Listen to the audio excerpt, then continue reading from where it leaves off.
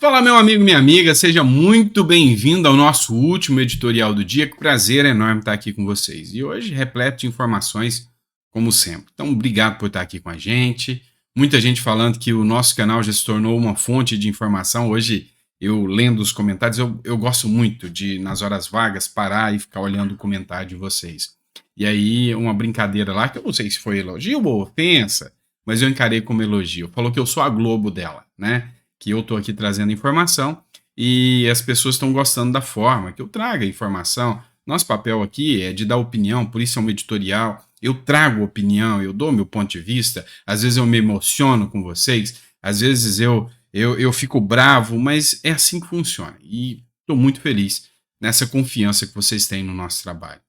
E aí, eu gosto também quando vocês me dão aquele puxão de orelha. E é importante, tá? Hoje a Belinha me deu um puxão de orelha dizendo que eu fiz uma desinformação.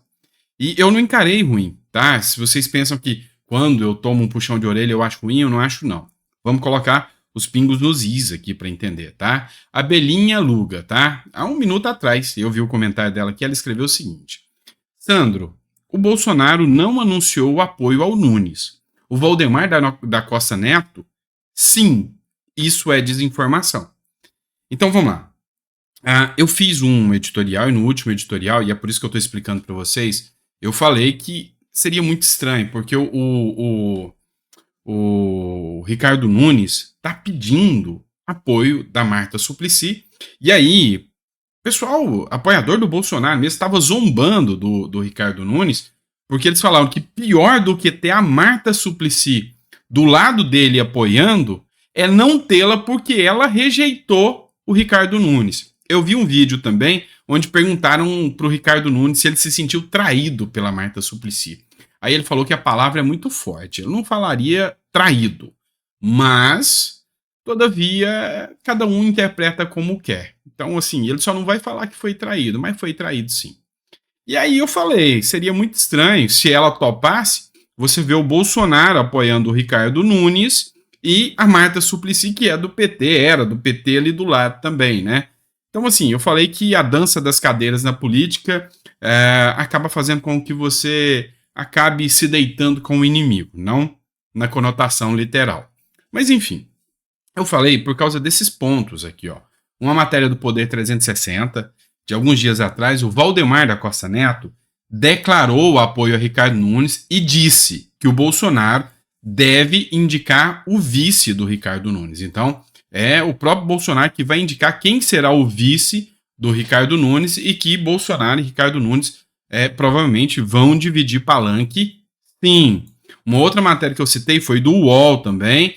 Ricardo Nunes disse que Valdemar da Costa Neto bateu o martelo e Bolsonaro vai apoiá-lo contra Boulos. E aí citei também uma matéria da CNN Brasil. Bolsonaro recua de apoio a Salles e decide apoiar Nunes em 2024, mas essa matéria foi dita também, foi confirmada pelo Valdemar da Costa Neto e não pelo Bolsonaro. Ou seja, até o presente momento, em momento algum, o Bolsonaro veio a público para dizer, olha, eu apoio o Ricardo Nunes, mas também em momento algum ele veio a público para dizer, eu não apoio o Ricardo Nunes.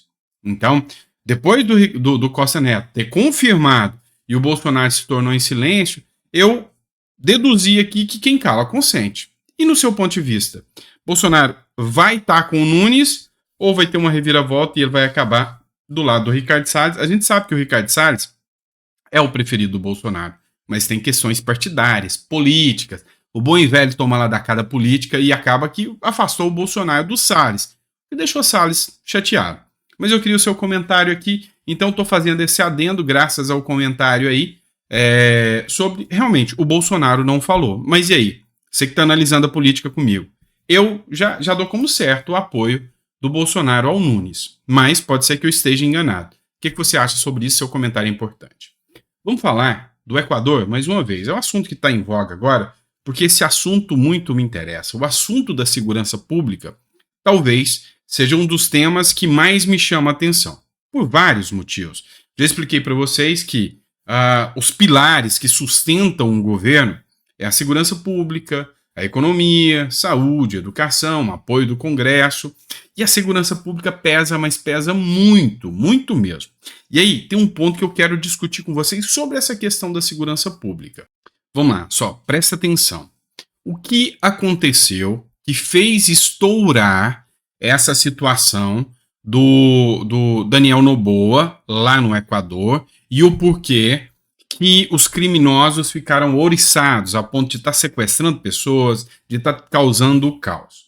As facções do Equador, eles tiveram uma reação, e eles reagiram porque o presidente, o Noboa, que ele se autodeclara centro-esquerda, ele não se declara direita, ele colocou um plano em prática contra o crime. Essa matéria é da G1, da Globo, né? Na tentativa de assegurar o controle do país, o presidente Daniel Noboa declarou estado de conflito armado interno no Equador, ou seja, guerra interna contra o crime organizado e o narcotráfico. Eu aplaudiria de pé isso aqui.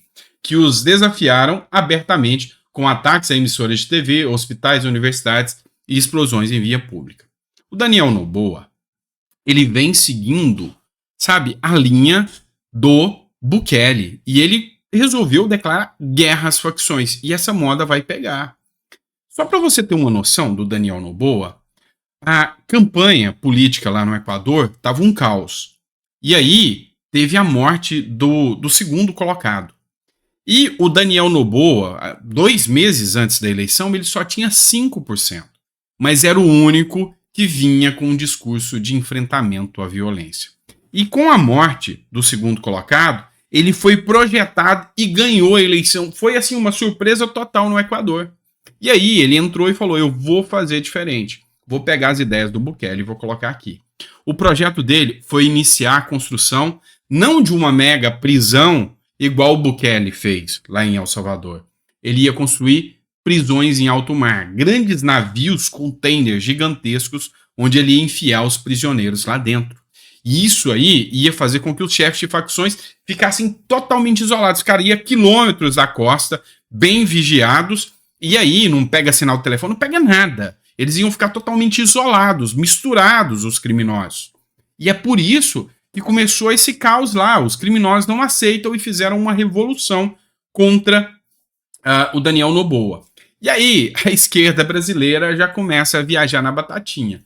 O que eles estão fazendo? Eles estão fazendo um comparativo aqui de que o Daniel Noboa é um ultradireitista e ele só mentiu que era de esquerda para entrar, mas que ele é um ultradireitista. E que o Daniel Noboa agora, o que ele quer é instaurar o caos. Porque se ele instaurar o caos agora, ele cria a ditadura. Pois é, olha só essa matéria da revista Fórum. Estado de conflito. Bolsonaro queria o caos para dar o golpe de Estado. E na matéria aqui, o Fórum fala que o Daniel Noboa também, assim como o Bolsonaro também queria criar o caos com o 8 de janeiro, e com isso ele punha o exército nas ruas e ia conseguir dominar tudo. E que o Noboa conseguiu.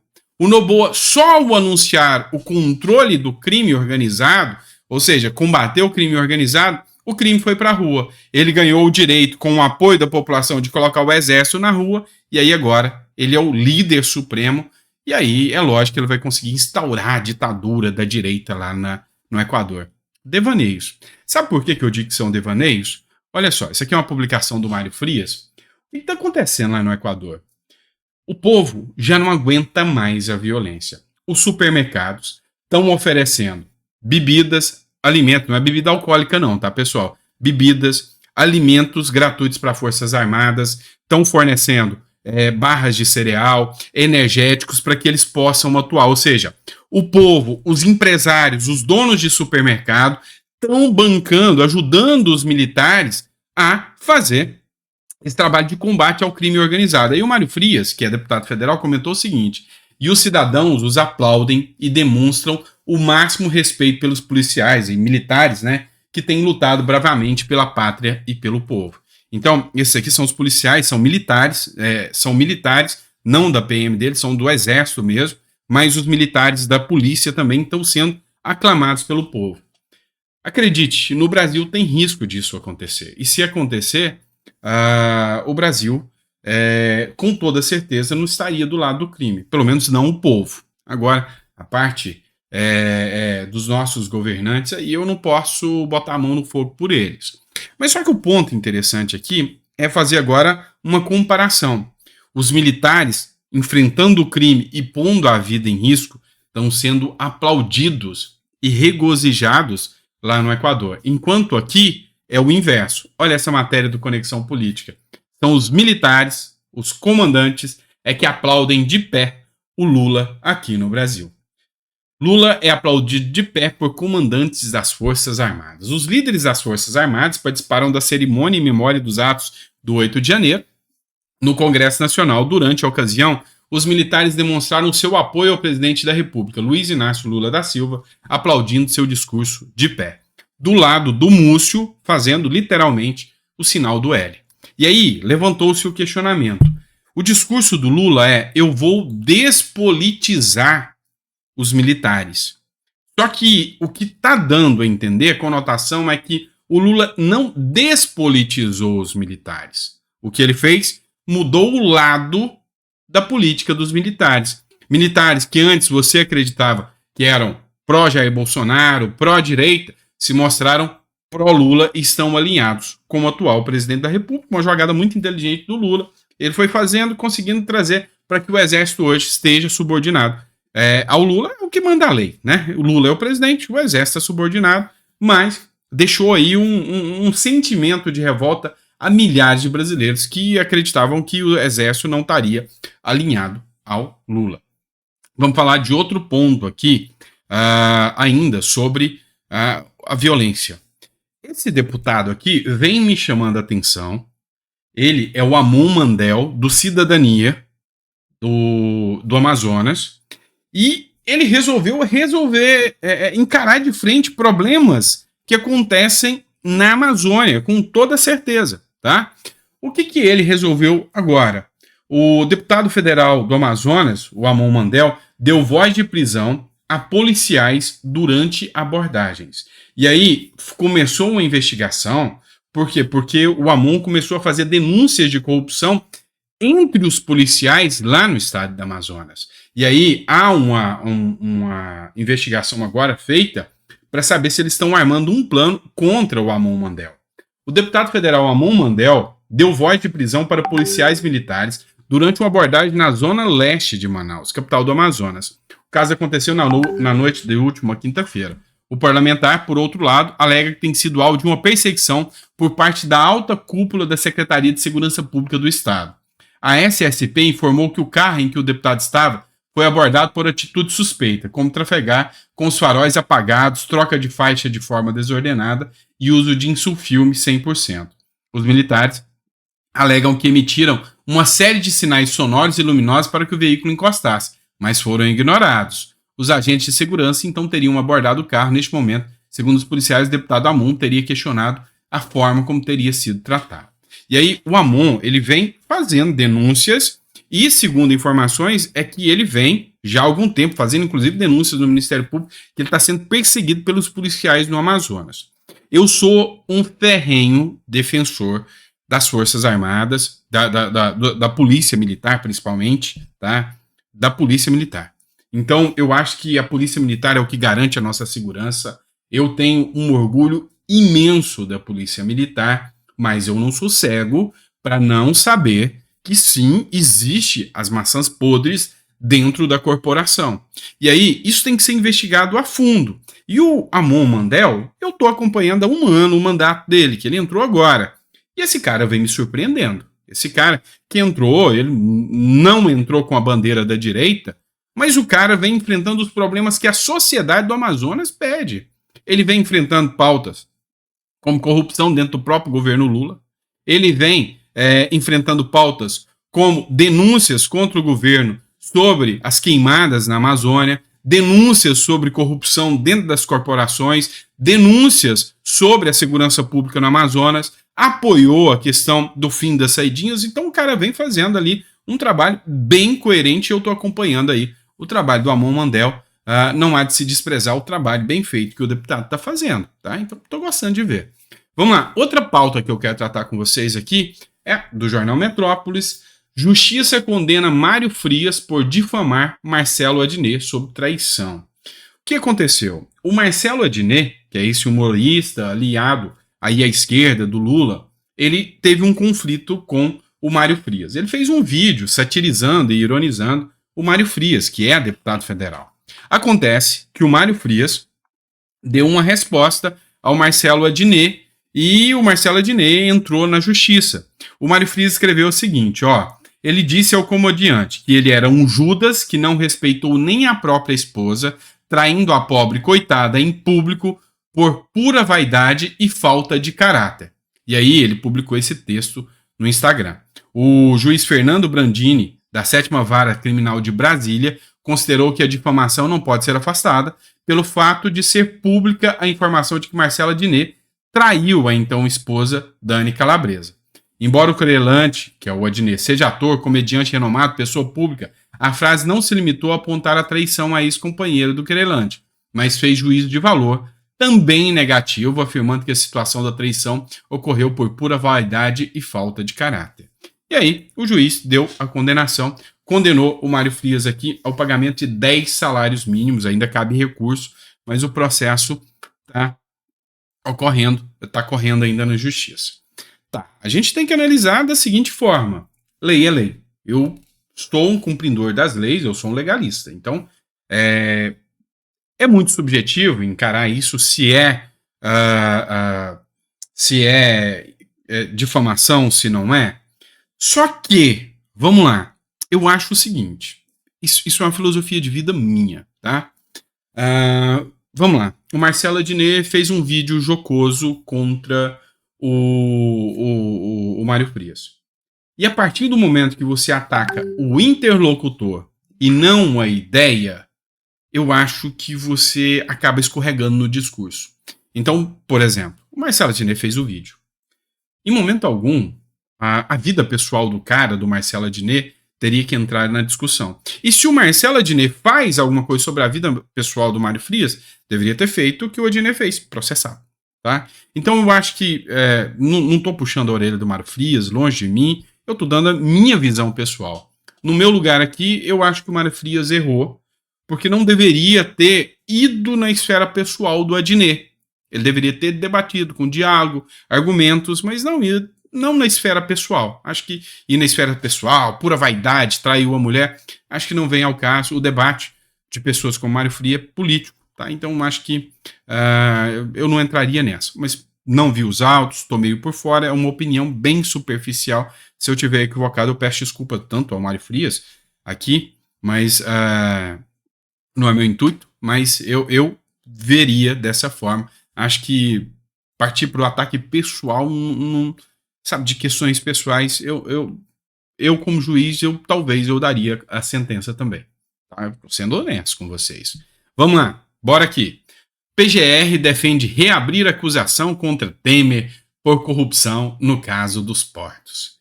Vocês não entenderam nada e eu vou explicar o segredo para vocês, tá? Essa matéria da Carta Capital.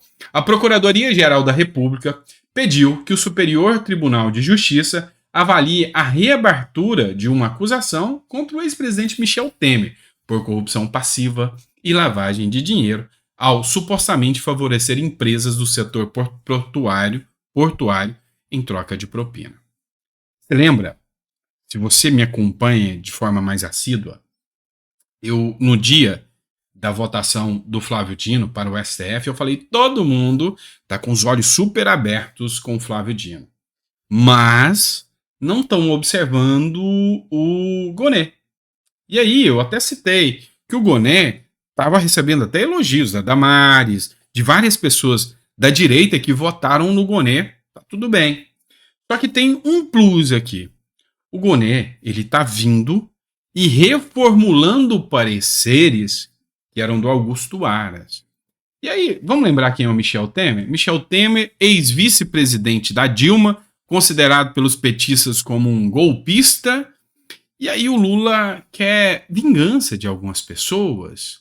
E aí as más línguas dizem que o Gonê vai ser responsável por isso. Tanto é que o Gilmar Mendes pediu que o Gonê reveja o posicionamento do Augusto Aras sobre o Bolsonaro durante a pandemia. Ou seja, vai rever uma decisão que cria ali uma insegurança jurídica para qualquer réu. O Temer teve o processo arquivado, não tem fato novo, o Gonê entra agora e fala: Temer, vem cá, golpista. Entenderam? Então, assim, na minha visão, o Gonê vai fazer muita coisa que o Lula queria. Então, começa pelo Temer, logo chega no Lula, no Moro, enfim. Eu tô com essa visão, eu tenho aí essa perspectiva aí sobre o Paulo Gonê, que é o novo Procurador-Geral da República. Vamos lá, tem mais uma matéria para vocês aqui, ó. Fresquinha, vem cá. O desembargador Sebastião Coelho, ele fez uma declaração jurídica solicitando o afastamento do ministro do Supremo Alexandre de Moraes sobre os atos do dia 8 de janeiro. O desembargador aposentado Sebastião Coelho, que atua como advogado em um dos processos do 8 de janeiro, afirmou que o ministro Alexandre de Moraes, do Supremo Tribunal Federal, precisa se afastar da relatoria dos casos. O jurista lembrou que a figura de possível vítima de um plano de assassinato é absolutamente incompatível com a de julgador do mesmo caso. Coelho se refere à declaração de Moraes, feita na semana passada, de que havia planos de manifestantes do 8 de janeiro de enforcá-lo. Vamos lá. Meu ponto de vista é jurídico e eu concordo com o Sebastião Coelho. Porque uma vez que nós temos o instituto do impedimento, tá? A suspeição e o impedimento. E o impedimento é nítido. Um juiz que tem interesse na causa, porque se ele é réu e ele se colocou na figura do réu, ele não poderia estar na condição de julgador. Então, assim, não vou entrar em delírios que possam surgir sobre os processos que pairam sobre o 8 de janeiro. Não é o meu papel. Meu papel é fazer minha análise jurídica, e é o meu ponto de vista jurídico que eu faço aqui. E eu tenho muitas discordâncias sobre os processos do 8 de janeiro, a dosimetria das penas. Eu sou totalmente contra a tese do crime multitudinário. Eu sou a favor da individualização da conduta, individualização das penas, e também sou totalmente favorável ao juiz natural, ou seja, tem que ser distribuído, o princípio da distribuição, todos esses princípios da competência, na minha visão, foram violados no 8 de janeiro. E aí, do ponto de vista jurídico, eu concordo com o desembargador. Só que o problema é que hoje tem gente que tem medo de falar isso. Advogados têm medo de falar isso. Essa semana mesmo eu conversei com um advogado, até sócio meu, e ele falou, não, e ele é de esquerda, tá? Ele falou, não, eu concordo que do ponto de vista jurídico, você está certo, ou seja, tem irregularidades. Mas nós vivemos um momento político diferente. Opa, então, questão política interferindo no jurídico, tem coisa errada. Então, a gente tem que voltar à normalidade, e eu concordo nesse ponto aqui. Já está na hora, já passou da hora de voltar à normalidade, e que a lei seja aplicada como tem que ser. Tá? Como tem que ser. Em igualdade de condição para todos. Em igualdade de condição para todos. Não é o que está acontecendo. Acerta aqui o desembargador Sebastião Coelho, pelo menos do meu ponto de vista jurídico, ao falar que o afastamento do ministro do Supremo Alexandre de Moraes era mister, e eu vou além. Eu falo em anulação de todos esses processos. Tá? Eu, na tese de defesa, eu apostaria em anulação de todos esses processos. Na prática, não vai acontecer, porque é o próprio Supremo que define isso, tá bom? É isso, pessoal. O vídeo já ficou um pouco extenso, 23 minutos, pra gente encerrar aí esse dia 10 abençoado, né? Espero que vocês tenham gostado do nosso editorial, que tem sido, sabe, uma experiência de evolução. Esse é o intuito aqui do nosso canal. Uma experiência onde a gente vai sentar e ter uma conversa madura, uma conversa onde a gente vai realmente discutir, pontos relevantes do direito, da democracia, da segurança pública.